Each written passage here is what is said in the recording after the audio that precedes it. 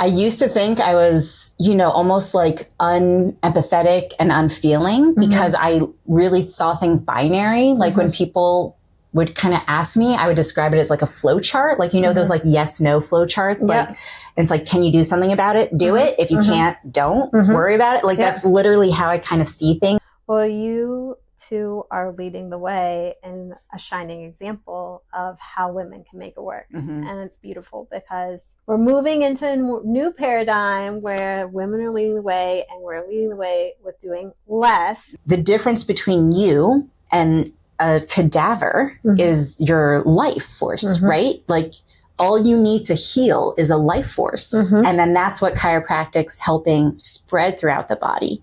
Is that if you're in fight or flight, you may not feel like it. You're like, I'm not breathing heavy. I feel fine. That's not me. Are you pooping regularly?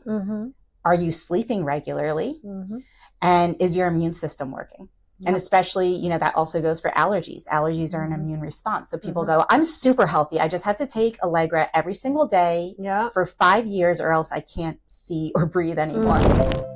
What if thriving today was as simple as surrendering to letting your authentic light shine? I'm Ashley, and on Energy and Me, I sit with women, healers, and creators who've learned to trust what their body, their space, and the energetic nods of life are showing them. Each guest is trailblazing their own path, and their stories might just light up yours. Come curious, leave empowered.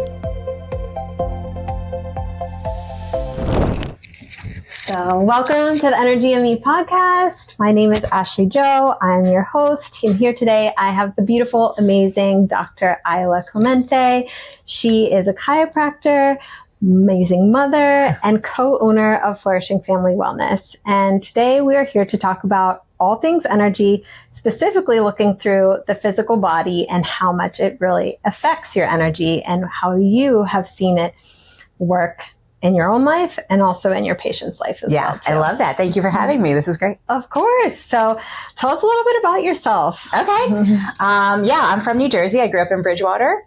My dad was a chiropractor, so I grew up only getting adjustments from him, thinking that was like the total norm that everyone else was also doing. And my mom's a massage therapist, so it was like get adjusted, body work. Yeah, like that's very, built in.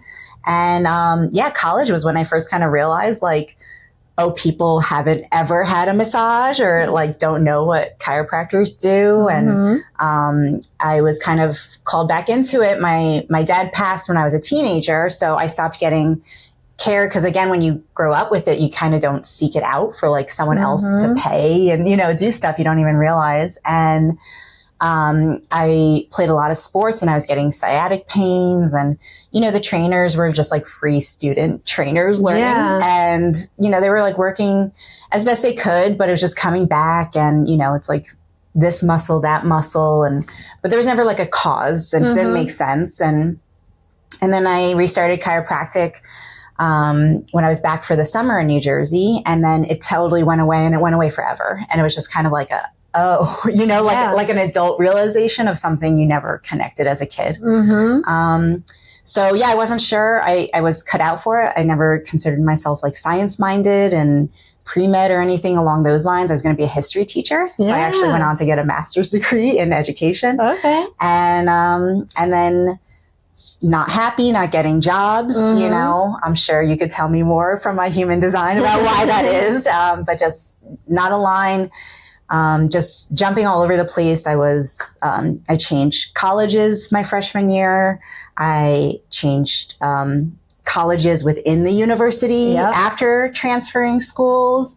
I've changed my major. I was a history undergrad. I got the master's degree. And then I was like, I don't want to do any of this. Yeah. It was kind of like good on paper, but nothing was like clicking in the real world. Didn't fill you up.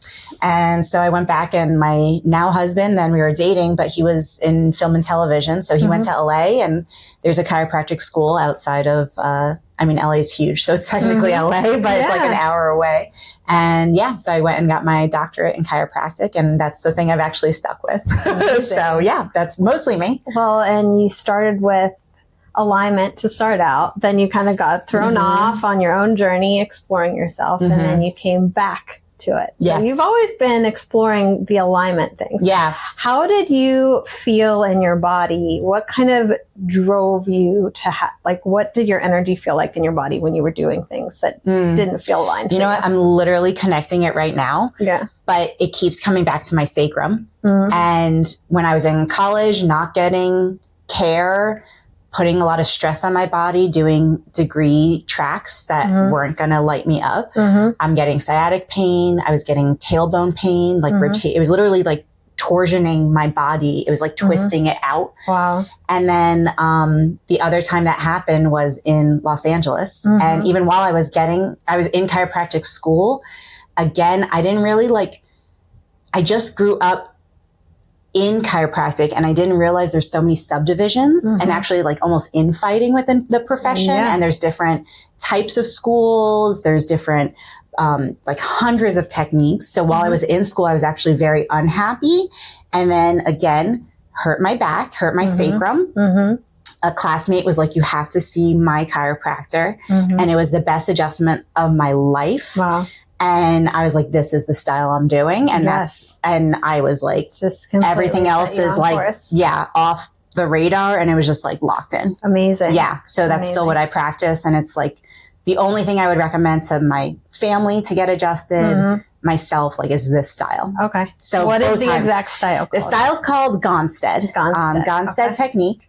It's named after Dr. Gonstead. He also had an interesting path where he was finished chiropractic school with a very famous cohort in, I think it's 1922, went to practice in Wisconsin. His mentor had an injury and he had to cover, and it kind of changed how the style and the analysis. He worked with a lot of cadavers. So he actually was looking at the biomechanics of the disc within the spinal column.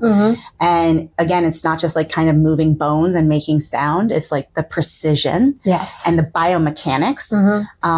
So then he kept working. He made such a profound impact in this community. The clinic he practiced has a hotel on it and an airport, because people from the 50s and the 60s were flying from Europe around the country, landing at his clinic's airport and then staying in the hotel, getting adjusted, and then flying back to wherever they were. Unbelievable. So it's really it's really considered the gold standard, and I believe it. And I'm more open now, probably with my age and experience, to other things. But yeah, I mean, it's a beautiful system. It really is. Amazing. So how did you get to understand that to be the right system? Is there so we've done Ila's human design before. Yes, you can say whatever. And if you want to introduce yourself from a human design perspective. That's fun. Yeah. Yes. Okay. So I am a manifesting generator. I am a 4/6 profile. I have a sacral authority. You probably know more if I need anything. Well, I want to lean right there on your sacral authority because you said earlier when you felt like things were out of alignment for you, you felt it in your sacrum. Yeah. So that just goes to show how much your body is connected to speaking to you and the wisdom that we hold within our bodies. And you know this more than anybody, being a doctor of chiropractic and practicing, seeing so many different patients. And it's a matter of reconnecting in with our bodies and listening to what our bodies tell us. Yeah. So really from there, what changed your life and was a light bulb from you when you learned your human design and how it connects? Yeah. I mean, I used to think I was, almost unempathetic and unfeeling because I really saw things binary. When people would kind of ask me, I would describe it as a flow chart. Those yes, no flow charts. It's can you do something about it? Do it. If you can't, don't worry about it. That's literally how I kind of see things. And I'm pacing out. Well, that's the sacral response. You get that instant yes. Yeah. It's boom, let's go. Now. Yeah. And I can kind of almost see it ahead of time. And again, it was because human design has so many systems in place, sometimes people will be that's your Scorpio. You're very intuitive. Yes. And it's to me, it wasn't or if people are wow, you can manifest that person doing that thing. It's to me, it didn't feel like that because it's no, it's the only logical course was like, if this happens, this will happen. And that's what they'll do. And then it would play out and people were like, whoa. And I'm like, yeah, I told you, you know, like 1,000%. So yeah. And then, but it just made everything make sense. Cause even from little elementary school and up, I've played a million instruments. I've done a million sports. I varsitied 3 times in high school. And every time I would just be like, I'm quitting. And the coach would call me up and be like, your team needs you. You have to show up. I'm like, I don't want to do it anymore. And I didn't know people would think I'm a quitter. I would be in AP classes, getting an A and be like, I don't like this, and drop down. Man, no one could figure me out. And it usually was equated to like kind of a quitter or like afraid of a success. But like for me, that's society's conditioning, and you're not meant to finish things. You're meant to go do it as fast as you can, master it, and then move on to the next thing. So then again, with all the changes, I have a BA, I have an MAT, now I have a DC. Like I'm just getting the alphabet. I thought I was just like, again, scared to work or like, you know, all I knew was school. Like I'm going to do that. And it was like, it's not, it's just like me following it. Absolutely. And I hope that, I know for me, I found learning my human design as a permission slip to like not listen to outside of you're supposed to be this way or that way or the conditioning. It's that permission slip to be like, well, I'm meant to be this way. I'm meant to experience life this way. And this is my flavor of life that I'm here to share. So I mean, I wish it's like easier to know other people's human design. I'm sure the more I like learn from you and just being in this world now, I might spot people faster and like can assume maybe, but you know, my business partner's a generator, my home partner, my life partner is a manifester. And it's just truly different. Like I know for my business partner, I have to start way further back and give her like exact steps written out. Like you used to do in school where it's like, make a peanut butter and jelly sandwich. And it's like, you have to say like, open the lid. You know, it's like, I have to like slow down. Cause for me, I'm like, well, I know all of this and I'm starting in the middle. Like what is the middle to them? Absolutely. And then my husband with a manifestor is just like, he doesn't really want questions. Like I just have to make statements and like everything's like action oriented and stuff. So it's just little things again that you're like, you may have noticed and connected with over time. Like, but you would have equated it to like, oh, that's just Chris or that's just, you know, like whoever. Right. And it's like, but it gives language to how they operate and it helps you potentially see things in a way that gives more grace to people that sometimes in the past we might not have always given grace to. And it helps, at least for me. Back. Yeah, exactly. The first thing Chris said was every morning, and I just equated this to his family, being like an annoying family thing he learned. He every morning would be like, how'd you sleep? And I'm like, what kind of question? Like it would anger me.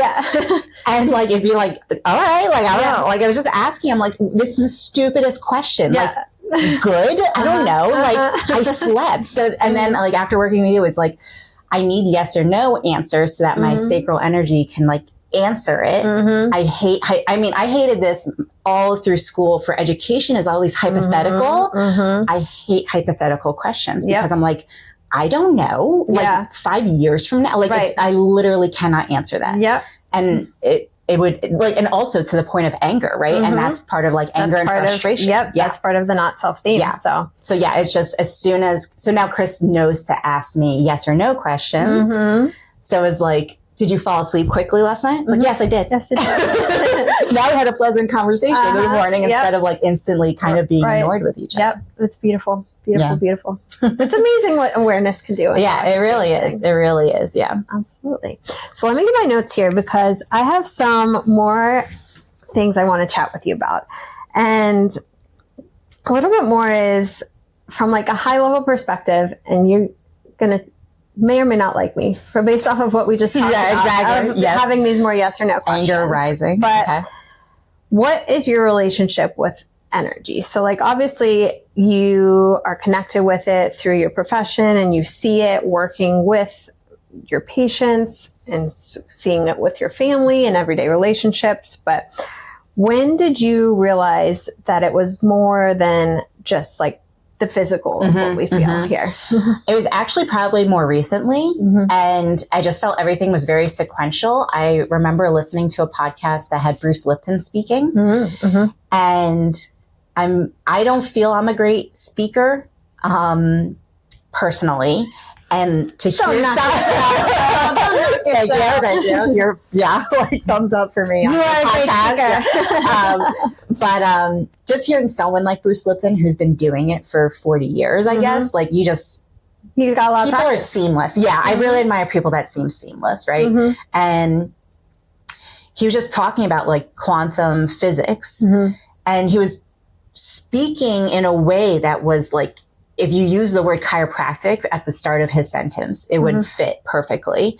And it was just this it just filled me up. I was like bouncing the rest. I was telling everyone about it. I was like, truly could not stop thinking about it. I re-listened to it. Yeah. I ended up seeing him in Speak in Boston 2 summers ago. And that was great. And he's talking, so again, his like, it's these ideas of like resonance and tone, which is chiropractic, right? So there's this early philosophical, paradigm is that, the difference between you and a cadaver is your life force, right? Like all you need to heal is a life force. And then that's what chiropractic's helping spread throughout the body. I can adjust a cadaver and it's not coming back to life, right?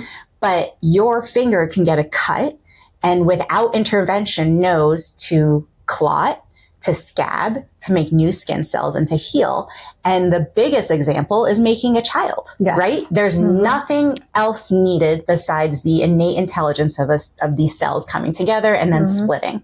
So as, hearing that, then I kind of started reading Deepak Chopra books, which he's kind of not great right now. So apologies, but I know I did his abundance meditation before all that happened. And I'm like, not great. I don't know if this is the one I want to be with. Feminine energy coming into power. This is fine. We'll write our own books next. But what he said from a medical perspective, not his take, is each cell knows exactly where to be. So this cell knows it's a neuron cell and it knows to wait here, not here or here, but here. And then every cell around it knows where to go. So that means each cell has an innate knowledge. And, as you go out into that quantum physics idea, it's that all of us have these, cell connections and we're all connected. So, we are all one. We're all one. And what that allowed me to do within chiropractic too is also to be a little bit more like loving towards other techniques, because I think it really comes down to intention of the doctor and removing ego. And if like I'm seeing you and I am helping your body see its own power, you're going to heal rather like whether I do one technique or another. So it's just kind of like, lessened this like rigidity I was kind of holding on to, which I think served its purpose to get me through school and let me have a successful practice. Get out the system. Exactly. And build your own way. Yeah. But so it's really been, and then so when we met and you brought up quantum physics for human design, it's like, man, this quantum thing just keeps hammering in my life in the last, 3-ish years. Yes. Yeah. So it's just been my new kind of endeavor and thing that's, that layer. Yeah, exactly. That's beautiful, beautiful. Well, before we go to the next part, you talked about quantum. Yes. We're going to dive into quantum human design. Let's do it. Because quantum human design is the energy field talking to us. Yeah. So I have these beautiful quantum human design cards, and here we can pull one for today, and that'll be the intention and the energy that we are going to continue through the rest of this conversation. Rock and then roll. I want to dive in more to one deep thing that you really said about your practice, about how you want to empower people's bodies to heal. And I think that is so impactful, that to know that we have the power, but that you as a healer, you're not just here to just say, oh, I'm going to give you this Band-Aid. Like, you have the power to heal yourself and you can do it. And I'm going to help you find the best way for that. Yeah. Like that's a beautiful thing. And you don't see that with as many doctors as we like to see that with. Yeah. So no, it's really this idea that like I'm working with your innate. Yes. And I think that's why people have had hit or miss experiences with chiropractic, because chiropractic always works. It's just that we're such a society based on symptoms and what we can see. And the only thing that fits into that is disease. You can see disease. You can test disease. There's no test for health. There's no scale for health. It's just a state of not being in disease, right? It's a continual state of being until you're out of that state. So if your innate is different, and that's why kids, we see babies, we see 1 week olds. One visit changes their life because they haven't had 30 years of buildup, right? So an adult and a child visit is basically the same from the analysis and the delivery. It's just like what you're dealing with is the raw potential. So someone can get an adjustment every week for the rest of their life. If they're going home and having a bottle of wine or a glass of scotch, you're going to get liver cirrhosis. If you get adjusted, it might happen later than someone else not getting adjusted. But we're not undoing anything. It's still what you choose to do with your body. Do you support it with exercise and food and get adjusted? Or do you treat it like crap and get adjusted? Or do you treat it like crap and not get adjusted? So either way, you have innate, you can get a cut, but that's why we all respond so differently to like diseases and, you know, just all these reactions. Like you feel like it's luck, but really it's like your environment internally. Well, your body is your temple, and how are you treating it as such? Yeah, exactly. And you can support it with your environment too. Yeah. But it's a matter of creating that awareness. Exactly. So exactly. All right, let's pull. You can pull whatever card calls to you. Gate 48, wisdom. Oh, girl, you just dropping that knowledge. Yes. You just dropping that knowledge. All right, so we are going to highlight here. So this is the energy just talking to us. So that's why we're doing Energy in Me podcast, because we want to share what the energy is. And girl's just dropping the knowledge here. She's dropping the wisdom. And the mastery of this is the wisdom to explore and learn the depth of knowledge necessary to create a strong foundation for action and mastery. Self-trust to have faith in your ability to know how to know, and to trust your connection to source as the true source of your knowledge. There you go. So, boom. There it is. 3 degrees right there. Love it, love it. Okay, amazing. So, I want to drop into a little bit more about supporting your patients. So you talked about looking at them through, say, different lenses of different chiropractor treatments. How do you recognize physical, say, misalignment showing up, say, emotionally, energetically in your patients? And what are some patterns that you see there? Yeah. So I think the first confusion people have is like, I didn't get in a car accident, so I don't need chiropractic, right? And again, chiropractic has been around over 100 years. To be a chiropractor is a board certified degree. So there's not like lesser versions. You have to be a doctor of chiropractic. But the field of medicine is called a scope, right? So a podiatrist scope is the feet, cardiologist scope is heart, etc. A chiropractor scope is exclusively to find and remove vertebral subluxations. Vertebral means spine. Okay. So first of all, we're dealing with this like complex of all of the neurons, the spinal cord, the spinal nerves, the bone, the disc, everything that makes up that unit. And then a subluxation, if you break the word apart, sub means less, and lux literally is the definition of light, how bright something is, right? So this room is maybe like 500 lux. Outside right now, a UV 80-degree day, it's probably like 15,000 lux, right? So that's electrical engineering terms. Now, being less lit, right? You're on a dimmer, you're not expressing yourself, which is all quantum mechanics. We're talking electrical engineering. We're talking about structural units. We're in biochemistry and biomechanics. So it's really in all of these, very sound accepted fields. So a subluxation is a normal and appropriate response to an energy your body cannot handle.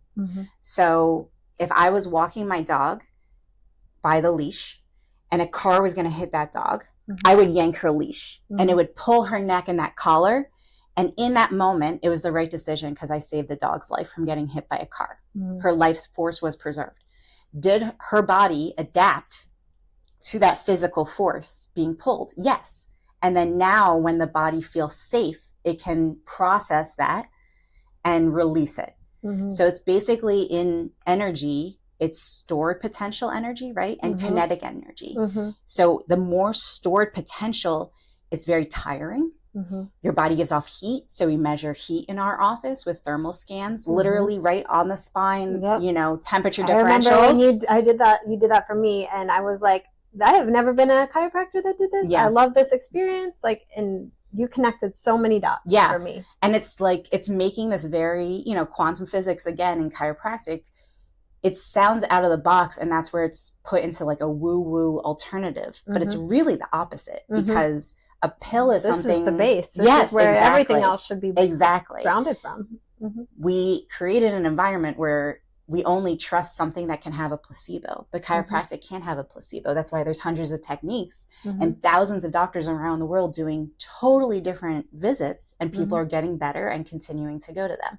So there's emotional, it's the 3 T's. So thoughts, traumas, and toxins, right? So thoughts can be emotional, what we're telling ourselves, or being in a constant state of fight or flight, all of those. Toxins can be the food we're eating, the water, right? But also, are you sitting in a car on the parkway in traffic, breathing in exhaust fumes all the time, right? Are you breathing in fragrances at a hotel? You know, like all these things that we're just inundated with.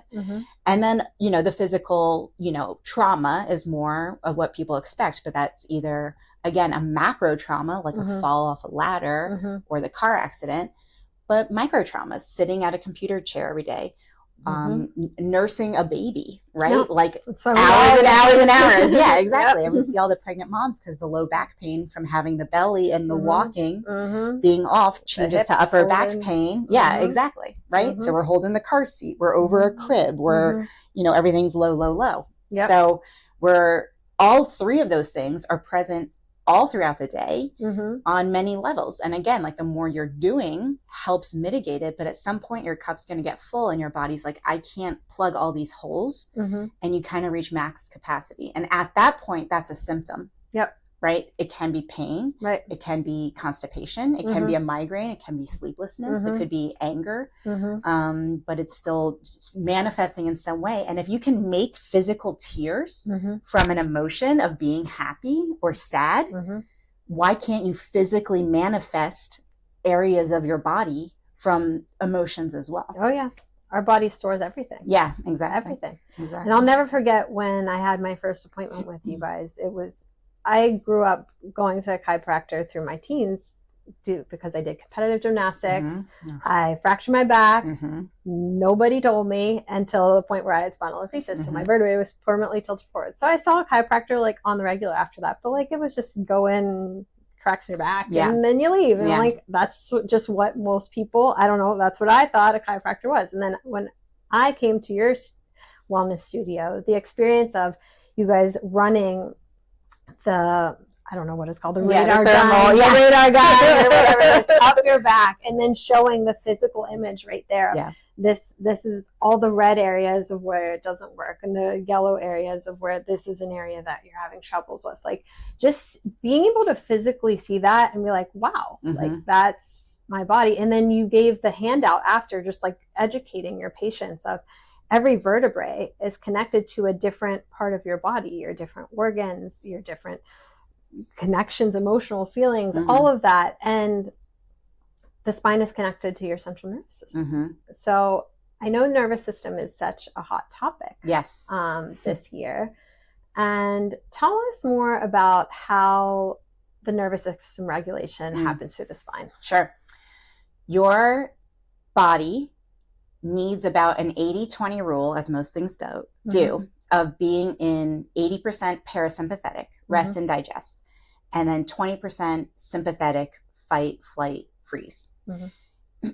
It's easier to see this in the wild, right? So think of a lion. You know, you go to the zoo, not even the wild, but the zoo, and most of the big cats, right, or any animal are like sleeping throughout the day. Yep. And especially if we get into like a predator higher apex level, they're not worried, right? So, you know, a gerbil is very skittish, but a house cat, like they don't care. They know they're the top dog, so they don't care. So most of their time, what are they doing? Sleeping, right? And then they know it's dinner time. They eat, they get a burst of energy, and then they go back to sleeping. So that's what humans should be doing too. If we equate it to something a human would do, if I'm at the base of a really tall stairwell, I need to like run up the stairs. So what would happen is my heart pumps, my arms are moving, so blood flow has to go to there. My heart breath goes up, right, to deliver that oxygen with the blood. Right. And then at the top of the stairs, I should calm down and I go back to my resting state. What we're dealing with in society, which is just put as nervous system, is that we are at that like heart pumping, heavy breath, go, go, go all the time. So that, you know, ratio is skewed to probably 80% sympathetic. What happens in sympathetic, your body has, again, a physical, immediate response to sympathetic. It's like a reflex. You touch something hot, you pull away. That's a reflex in your nervous system. So what happens is it starts prioritizing survival. If you are running from a tiger, but you also have a bacterial infection, the tiger will kill you faster than the bacterial infection. So it pulls all the resources from your immune system and puts it somewhere more important, like your arms and legs. If you need to go to the bathroom and you're running from a tiger, the tiger will eat you while you go to the bathroom. So it takes all the blood from your digestive system and moves it to your arms and legs for fight or flight. So what we see is that if you're in fight or flight, you may not feel like it. You're like, I'm not breathing heavy. I feel fine. That's not me. Are you pooping regularly? Are you sleeping regularly? And is your immune system working?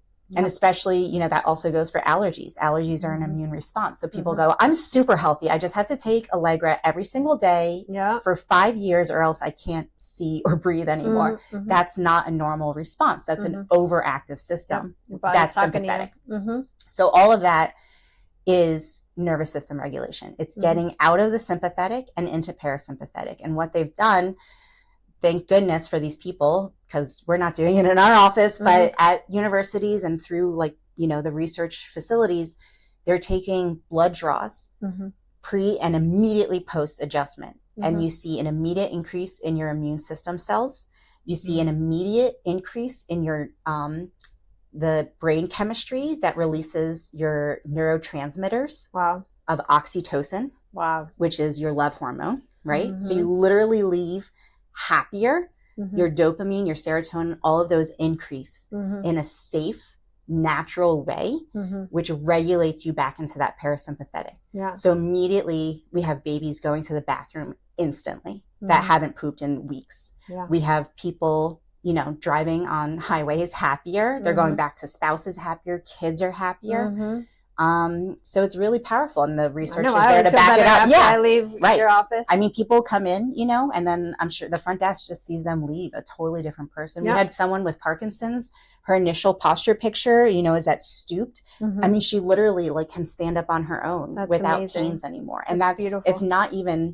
It's not us. We remove the interference. So her body knew what to do. It's really, that's what removing the interference for nervous system regulation. So because it's hot right now, it's like, it still becomes almost like an ego trip of like, I'm this person and I have this magic bullet that's going to reset your nervous system. And I feel like chiropractic's take is like, it's not even me. I'm removing the kink in the hose that lets the water flow. We're supporting you heal yourself. Exactly. Yep. Yeah. 1000%. And I have a fun feng shui fact of how to know if your nervous system is dysregulated. So your nervous system in your home is tied to the electrical system. So anytime you say you have a light bulb out in your home or a specific room, that is a signpost, as your home is an energetic reflection of you, that something is dysregulated in your nervous system. That's awesome. So say, for example, my light bulb's out in my dining room, which my dining room thrives as my children and creativity space. That means something in my creativity space in my life is off and dysregulated, but also that space aligns with your throat chakra.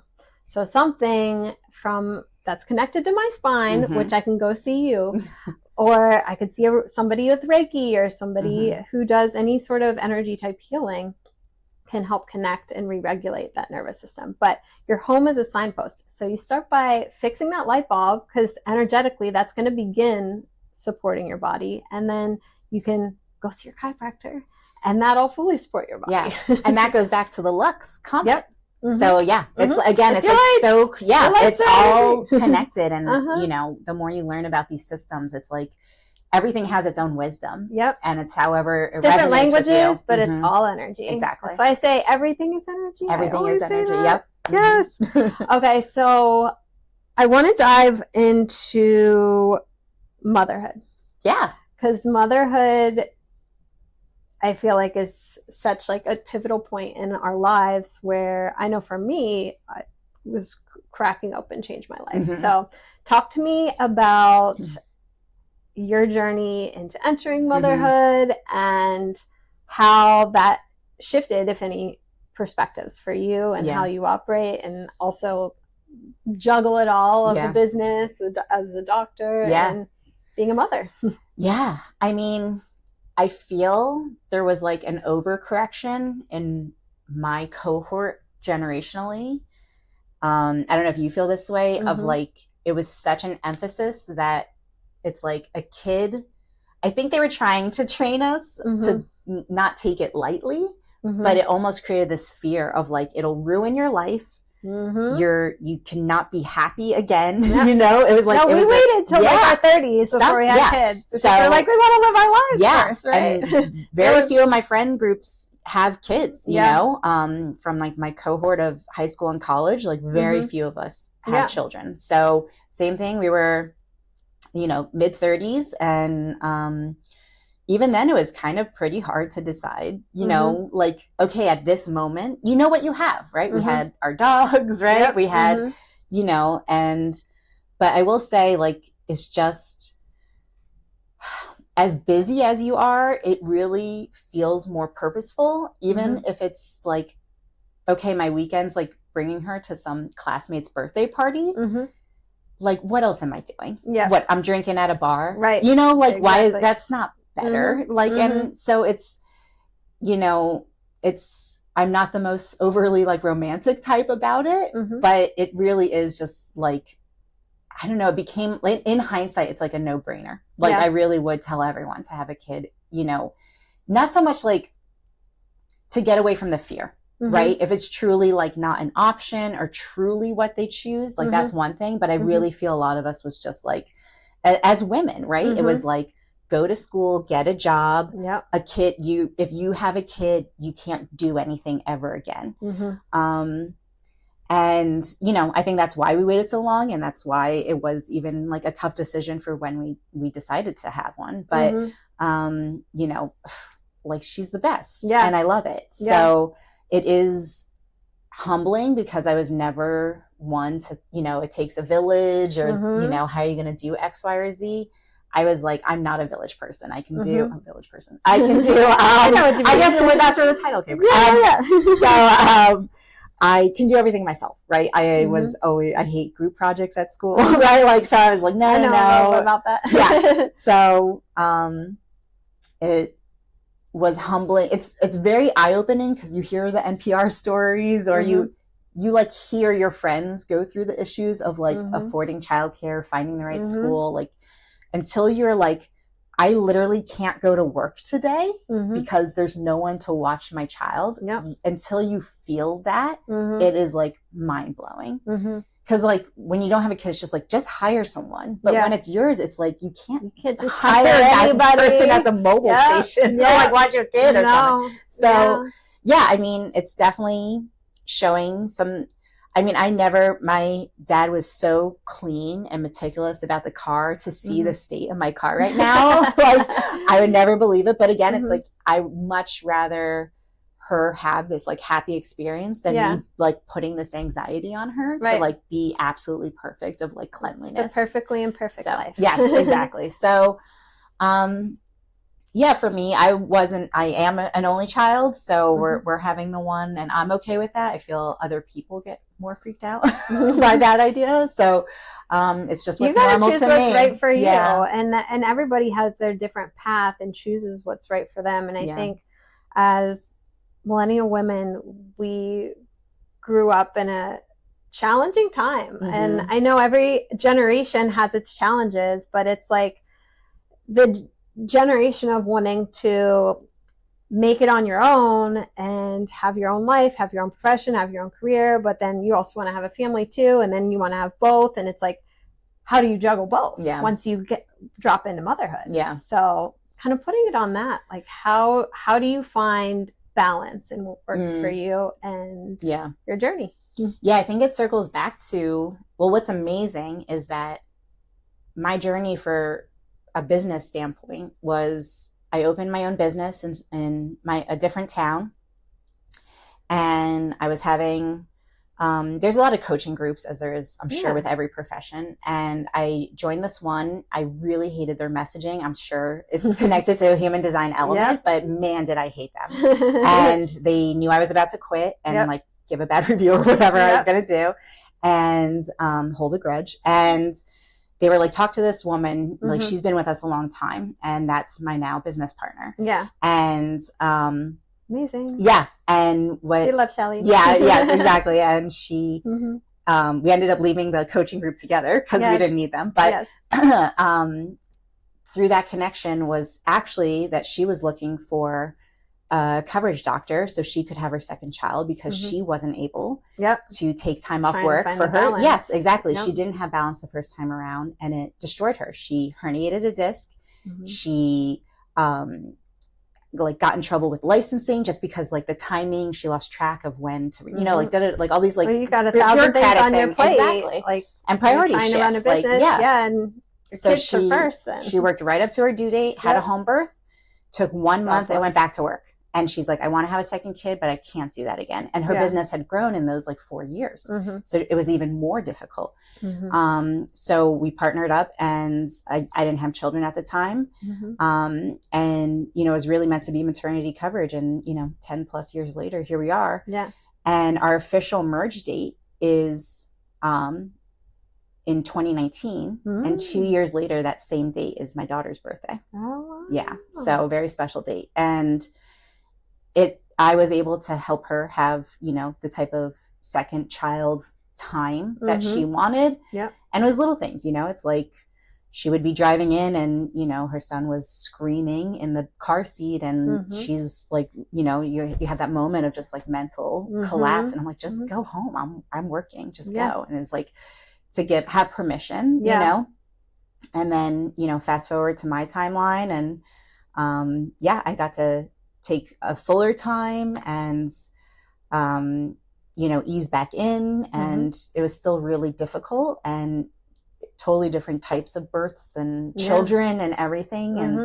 And so both very different journeys, but it was the reason we partnered up. And I think a lot of those coaching groups, find balance. Yeah, exactly. And it's male driven in industry, professionally and coaching, and they're coaching you how to like male sell, very ego, like firm, shove it down the patient. I know what's best for you. And I mean, that never resonated. So, we're really, I had a new patient brought their 7-week-old, and they didn't know how the car seat works. So they were like, man, the seat that like is up for when you're in the car, they're trying to like finagle this, 7-week-old boy out. And they're like, man, I wish this part moved. And I was like, oh, and I went over and like showed them where the button was to fold it down. And so honestly, most people come to us for initially, again, a symptom, but it's like we're doctors that are touching you every visit. And I know that almost sounds creepy, but it's like, if you really think about it, like, are you sitting on that little table with like a naked gown on top of you and like very sterile environments, and they're, like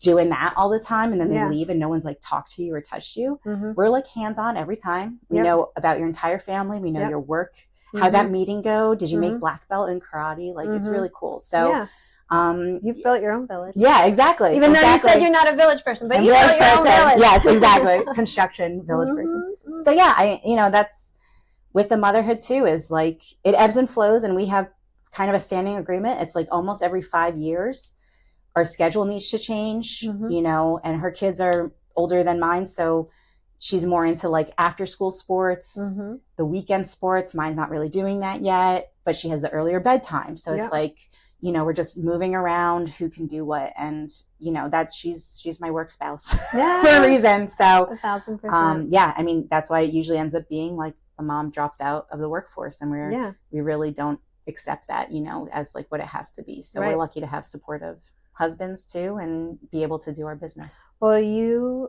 two are leading the way and a shining example of how women can make it work. And it's beautiful because we're moving into a new paradigm where women are leading the way, and we're leading the way with doing less and finding balance and being able to put our families first. And I'm so happy that you were able to share how you guys make it work, because I hope that empowers others to know that you don't have to do the corporate 9 to 5. You don't have to put your job before your kids.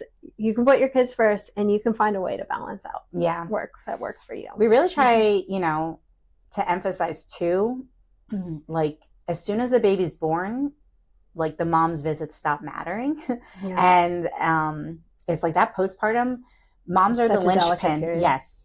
And we recognize that. Help me in so many ways with my kids and me. But I mean, that's what we're seeing, right? Is like moms are like holding everyone together, and they're expected to go back to work and right? And there's like, no support system there's no from support. the medical system that's supposed to. I mean, I your hated those 6-week checkup. Yeah, right. And like it does nothing. My pediatrician would have me do like the depression like survey every time for her visit. It's like, you got me. Like, you found it. Like everyone's doing bare minimum not to be sued. Like that feels like the standard. Don't be sued. It's unfortunate. Like have the paperwork to back it up. So it's like, we really want to speak to the women of, genuinely connect and be like, you deserve to grab a coffee and have a 10-minute adjustment to increase those hormones, regulate that nervous system, sleep better, poop better. Like that's going to make a world of difference for you. Show up for your family. Girl, you helped me.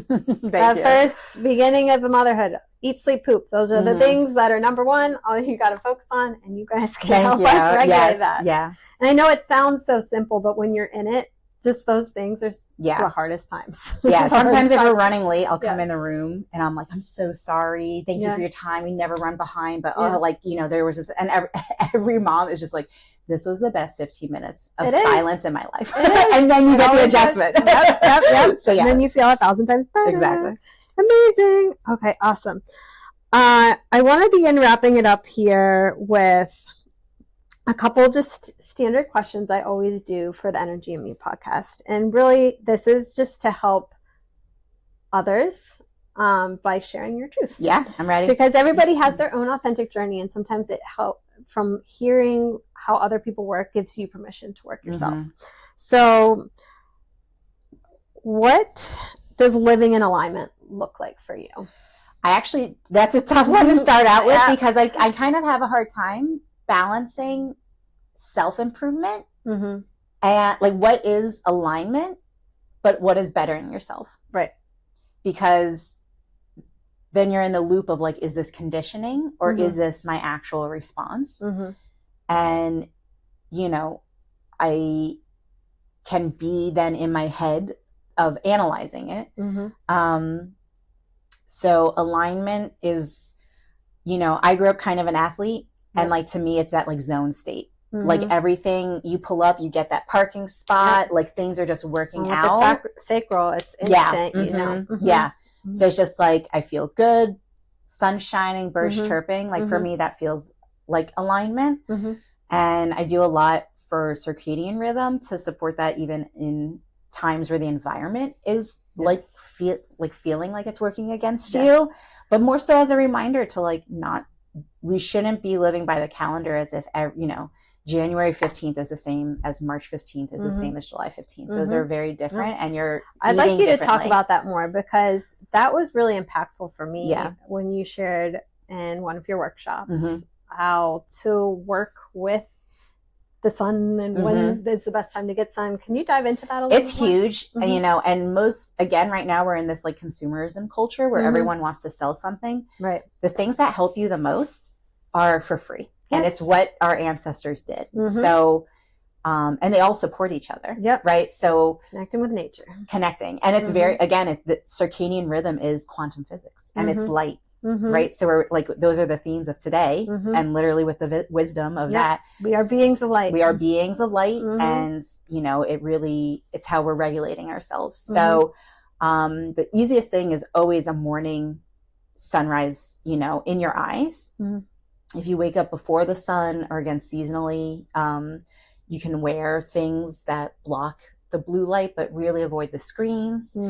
Inside is always darker than outside, and every single window is blocking most of the infrared light, the invisible waves, and the near infrared light, and the UVA and the UVB. So your inside light is very alien to what our body is expecting to get from the sun. It's like it does not compute things. We spend almost 80% of our time inside. Exactly. So luckily, you know, cracking the window, we think of light like a flashlight. And it's like, if this beam isn't hitting me, there's no light. But these are waves of light that are coating everything. So that early morning light being on your eyes is actually what's going to set you up to sleep better later. Amazing. And, you know, again, back to early man and woman times is, you know, the sun, we go to bed when the sun goes down because there's nothing else to do. Maybe you set a fire for a little bit, but you have to go to bed. Right. And, you know, honestly, before kind of modern conveniences, you would go to bed and sleep longer in the winter, even with like indoor settings and houses, you would still sleep, you know, 10, 12 hours in the winter while the night is longer. So then having the morning light tells your brain to start doing new hormones. So your testosterone rises. You want to have that oomph to meet the day. You know, again, in nature, it'd be like hunt gather in that morning, get your food in. You're clearing out the cortisol.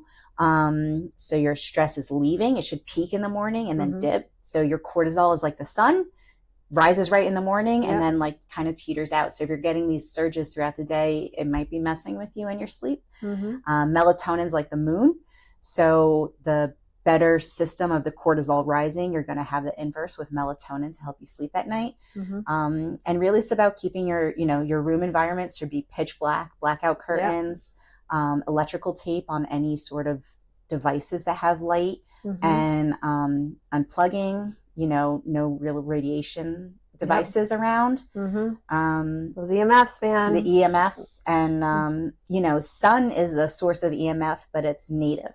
So the non-native EMFs, again, we're putting our body in a state that it literally doesn't understand what this is, you know? So cracking windows, driving with your car window open, all those things just help combat the more recent inventions of our life. But that's all circadian rhythm, and it's all light cues for your body to like lose weight, have less stress. So it really goes hand in hand with everything we're talking about. We all need more of that. I love it. Well, where can people find you to go deeper with you? Sure. I know we have your chiropractic care. Yes. But let's tell me more. Okay. We're in Central Jersey and Union Township or Union County for the chiropractic care that is on site. We can't do virtual. We do functional nutrition, which is kind of, again, looking at big picture lab work and lifestyle routines, how to eat. Can people see you virtually for that? That can be virtual. Just depends on the lab work, you know, like we don't really work out of state, but maybe that's a future thing we can do. But yeah, virtual is fine with me that. Initiating you. Yeah, thank you. Appreciate it. I will take it. And that can be virtual for sure. And we also just introduced acupuncture, which I'm sure if she was here would be saying the exact same thing. And her scope is, you know, the body chi as life force. We call it innate. It's still that energy inside of us as living beings to heal and regulate. And meridians instead of nervous system, nerves, you know. It's all connected. It's all connected. Just a different language, but it's all connected. So all of that is there. We're on Instagram at Flourishing Family Wellness. I don't know, where else can you find me?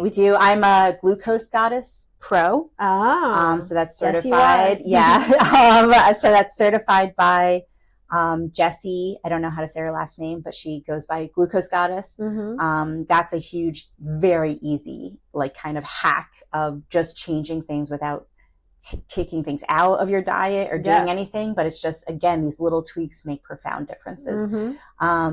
So you could do like a Glucose Goddess protocol, I'll say, or meeting template. We can order the lab work and do like a deep dive of functional nutrition. And then I'm also a nutrition coach. So if you feel you need that coaching aspect too. So we're trying to support everyone. Our focus is always chiropractic, but there were just so many demands and questions. And honestly, it's a lot of people that shouldn't really be speaking on these topics have a platform. So it's a lot of information to always be, sorting through. And everybody's got to figure out what works best for them, but also sharing what you love, what resonates with you, and putting yourself out there as an expert on wellness, because I think there is a drive for so many people that are just stuck in Western medicine, done with Western medicine and looking for ways to naturally heal. And you are one of the leaders in doing that. Thank you. I appreciate that. Thank you so much, Dr. Ila, for being here today, for sharing all about your beautiful energy and all of the gifts you're sharing with the world. And I can't wait to have you back again. I would love to anytime. Thank you. Thank you. Thank you for tuning in today.